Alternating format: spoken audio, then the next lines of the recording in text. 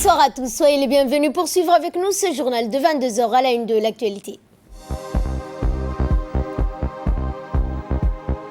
Le Premier ministre Abdelkader Kamel Mohamed a présidé ce matin une réunion du comité de pilotage concernant le Covid-19.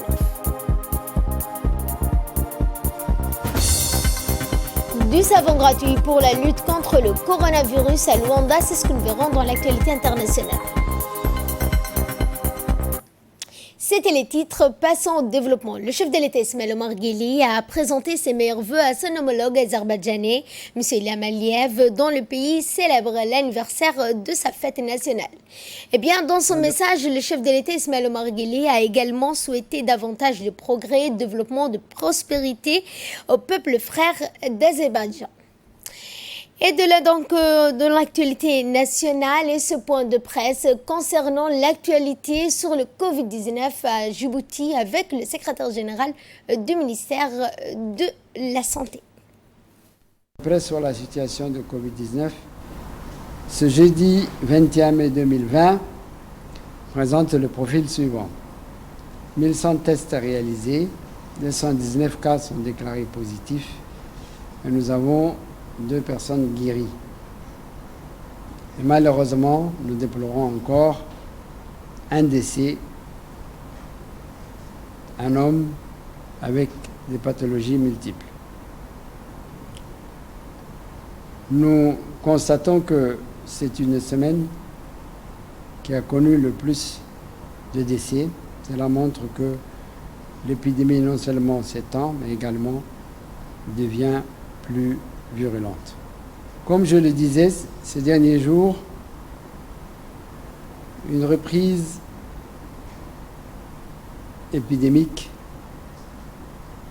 est montrée par une courbe ascendante. L'épidémie n'est donc pas terminée.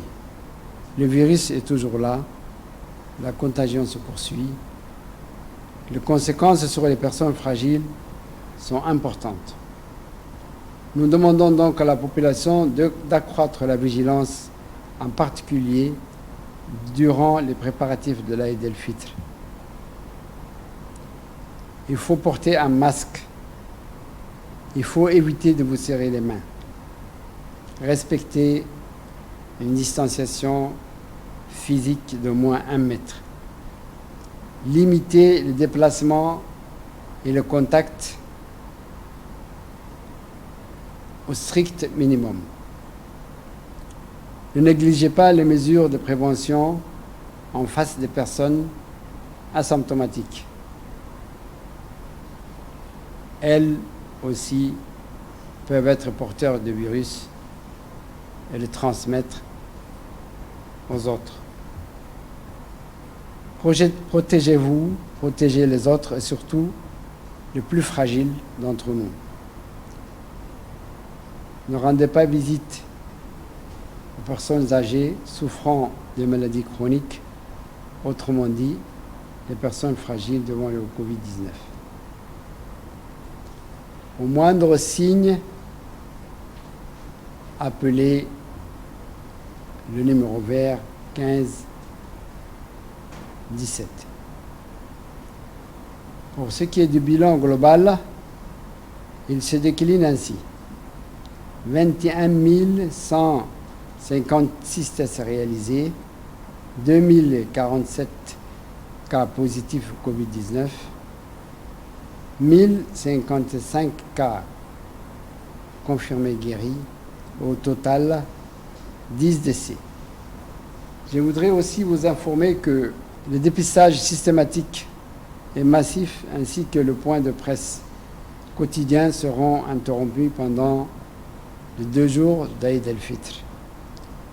Cependant, les prélèvements et les diagnostics des personnes symptomatiques seront poursuivis en même temps que la recherche autour des cas positifs détectés.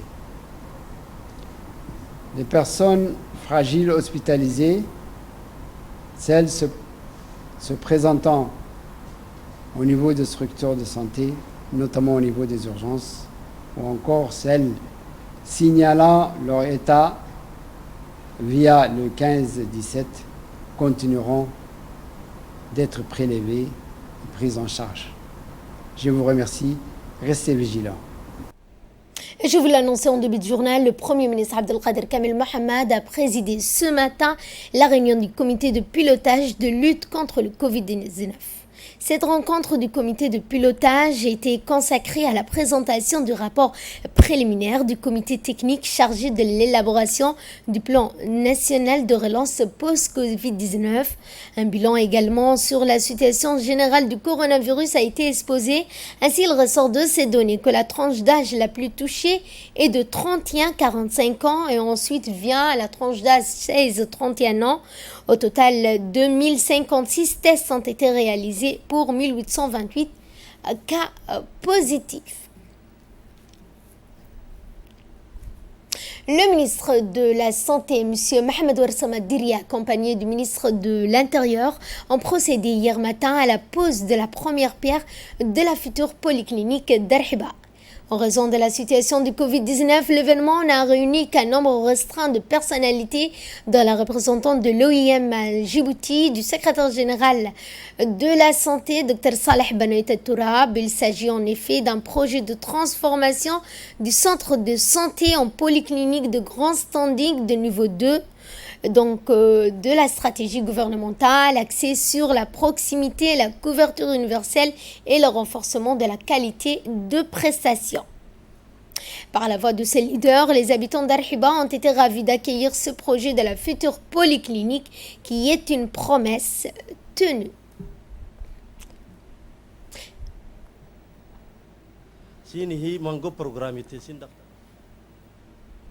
Et dans son intervention, la représentante de l'OIM à Djibouti n'a pas manqué donc de féliciter le gouvernement pour ses efforts déployés dans la lutte contre le Covid-19. Commencer ces mots à féliciter très particulièrement M. le ministre de la Santé et le gouvernement djiboutien pour tous les efforts qui ont été faits dans la lutte contre le Covid. Je pense qu'un travail incroyable, remarquable a été réalisé. Et encore une fois, félicitations au gouvernement djiboutien et à tous les partenaires pour ce qui a été mené. Je tenais également à profiter pour féliciter le ministre de l'Intérieur avec qui j'ai travaillé très dur depuis les dernières semaines pour faire face à l'afflux de migrants et à aider toutes ces personnes qui sont bloquées dans le pays du fait de la fermeture des frontières. Monsieur le ministre, merci. Et finalement, pour tout le personnel ici qui travaille dans ce centre communautaire, j'espère que le projet de réhabilitation que vous allez commencer va vous aider à aider les populations djiboutiennes, mais également les migrants qui sont dans ce centre. Et finalement, bien entendu, je remercie l'Union européenne qui finance ce projet et qui nous permet à tous d'être là aujourd'hui. Merci beaucoup, Ramadan Karim, et bonne journée. Et pour sa part, le ministre de la Santé, M. Mohamed Ouarsama Diri, a remercié l'OIM pour son soutien constant tout en saluant les efforts de l'Union européenne dans l'aide qu'ils appuient à l'initiative gouvernementale et notamment en matière de santé. C'est pour moi un grand honneur de procéder aujourd'hui à la pose de la première pierre de la future polyclinique d'Arhiba. Je tiens à rappeler que la politique du gouvernement en matière de santé consiste à l'amélioration du bien-être de notre population. Ce projet d'extension et de réhabilitation s'inscrit pleinement dans cette politique gouvernementale qui promet un système de santé universel, protecteur et accessible à toutes les communautés, y compris les populations migrantes. La transformation du centre d'Arhiba en polyclinique du niveau 2 renforcera la qualité de l'offre de soins et contribuera au désengorgement des hôpitaux de référence. Mesdames et messieurs, cette extension et réhabilitation du centre de santé d'Arhiba en polyclinique offrira aux populations des quartiers Arhiba, Maka, Saline Ouest, des services de santé spécialisés comprenant la maternité, la radiologie, la stomatologie et ophtalmologie. Elle sera également dotée d'un plateau technique complet pour soigner les maladies hydriques ou vectorielles. Mesdames et messieurs, je souhaiterais sincèrement remercier l'Organisation internationale pour les migrants ici représentés par la chef de mission, Madame Stéphanie Davio, pour son appui constant et à travers elle, la délégation de l'Union européenne à Djibouti qui a assuré le financement de ces projets d'extension et de réhabilitation. Enfin, je demande à la population d'Arhiba de profiter pleinement de cette polyclinique. Et le ministre de l'Éducation nationale et de la formation professionnelle, M. Moustapha Mohamed Mahmoud, a dirigé aujourd'hui donc une réunion de vidéoconférence pour quelques 250 personnes. Eh bien, le temps de l'enseignement mis au nord de niveau de tous les élèves, 150 000, des équipes d'appui. Ils ont également salué les efforts consentis en ce temps de Covid-19. Ainsi, le ministre n'a pas manqué de remercier le MENFOP ainsi que toutes les personnes qui se sont dévouées à l'enseignement pour ces élèves. Le ministère des Affaires sociales et des Solidarités a procédé ce matin à la distribution alimentaire pour plus de 700 familles vulnérables issues des différents quartiers de la capitale. Ces distributions de denrées alimentaires ont été organisées en collaboration avec l'ONG. Face aux urgences qui se multiplient, le ministère des Affaires sociales et des Solidarités continue de mettre tout en œuvre pour continuer leur mission au service des personnes vulnérables et se mobilise chaque jour pour venir en aide aux plus démunis. Inciter les personnes à se protéger davantage pour faire face à la propagation du coronavirus. Le réseau des jeunes leaders incite la population au port de masques, au lavage des mains. La distribution de plusieurs centaines de masques intervient avec la réouverture des petits commerces depuis dimanche. L'action a trouvé un franc succès auprès de la population qui n'a pas manqué de demander encore plus de masques pour leurs proches. Après cette action de distribution, le chef de service des CDC, Ahmed Ali, a annoncé que l'opération se poursuivra le temps qu'il faudra.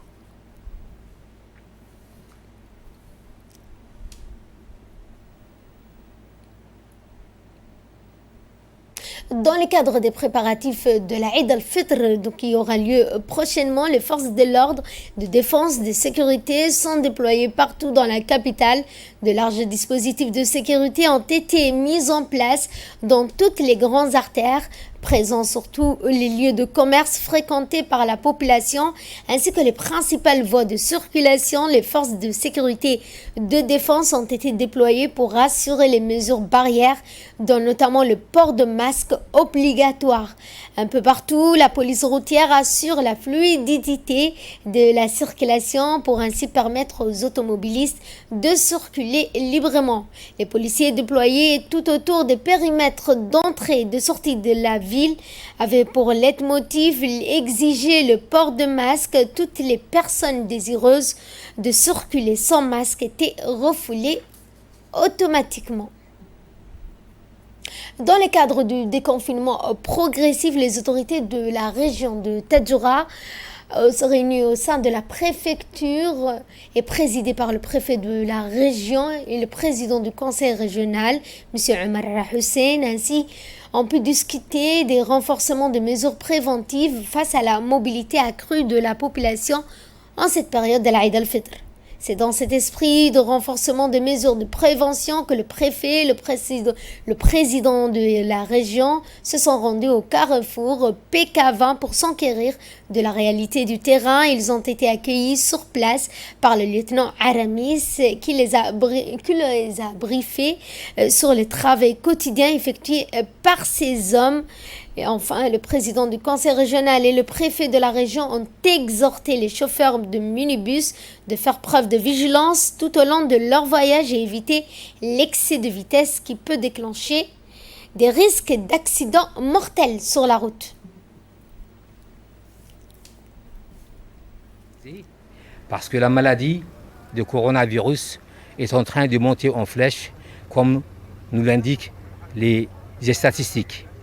Nous exhortons la population, surtout les chauffeurs de bus, les passagers, à ce que le respect du décret du président de la République soit exécuté à la lettre pour le bien de la population.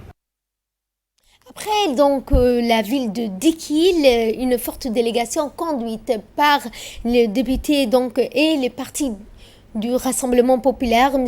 Mahad Hussein, accompagné de parlementaires, du président du conseil régional de Dikil, tous issus de la mouvance RPP, se sont rendus au sein du siège de l'annexe RPP de la localité de Mouloud pour la remise d'habits neufs aux enfants orphelins et ceux issus de familles modestes.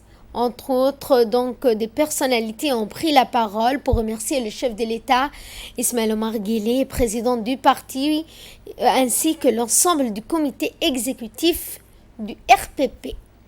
L'ONG Rahma a procédé à la distribution de denrées alimentaires pour plus de 200 familles vulnérables issues du village de Wadi dans la région de Bok. Était composé de sacs de farine, de riz, de sucre ainsi que de l'huile. Il convient de noter que le bureau régional de l'ONG Rahma est un partenaire important pour le gouvernement djiboutien. Et de là, nous passons à ce qui domine l'actualité internationale, du savon gratuit pour lutter contre le coronavirus.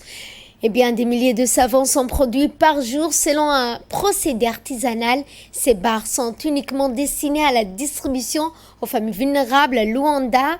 Il fait partie intégrante de la lutte contre le Covid-19. Le projet a commencé à Luanda avec Fernanda René. Elle a rassemblé des bénévoles pour fabriquer 70 000 barres de savon. Environ 40 000 barres ont déjà été livrées, encourageant l'une des mesures les efficaces de prévention des coronavirus et le lavage périodique des mains. Voilà, c'est tout pour ce journal. Merci à vous qui nous suivez. Excellente soirée à vous tous.